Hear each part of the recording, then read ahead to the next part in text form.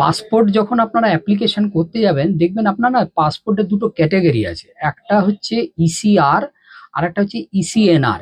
ECR মানে হচ্ছে immigration check required, আর একটা হচ্ছে ইমিগ্রেশন চেক নট রিকোয়ার্ড।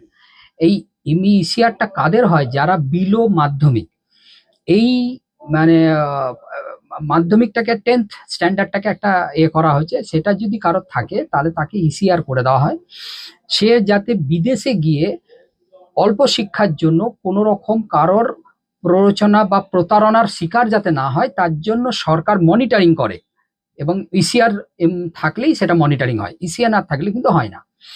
এবার ইসিএনআর দেওয়ার জন্য মাধ্যমিক পাস যেমন একটা ক্যাটাগরির মধ্যে পড়ে, তুমি মাধ্যমিক পাস করে গেলে ইসিএনআর পাসপোর্ট হবে। তার সঙ্গে আরো অনেকগুলো ক্যাটাগরি আছে, যেমন লন্ডন আমেরিকাতে যদি তোমার ভিসা লেগে থাকে, তাহলে পরবর্তীকালে পাসপোর্ট করতে গেলে ওটা ইসিএনআর হয়ে যাবে। তুমি যদি কোনো গেজেটেড অফিসার হয়ে থাকো, এ গ্রেড গেজেটেড হতে হবে, যেমন আইপিএস, আইএস, হায়ার জুডিশিয়ারি আমাদের মতো আমরা, এবং আমার স্পাউস সে যদি অল্প শিক্ষিত হয়, তারাও ইসিএনআর পাবে।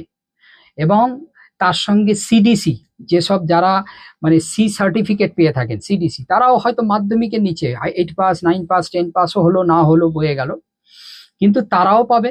তার সঙ্গে আরো কিছু প্রফেশনাল স্পাউস তাদেরকেও দেওয়া আছে। কিন্তু এ গ্রেড গেজেটেড যেগুলো হয়ে থাকে, যেমন আমার ক্ষেত্রে আমার ওয়াইফের পুলিশ ভেরিফিকেশনও হয়নি, আমার যেমন হয়নি আমার মিসেসেরও হয়নি, এই ফেসিলিটি বা এইগুলো আমরা পেয়ে থাকি।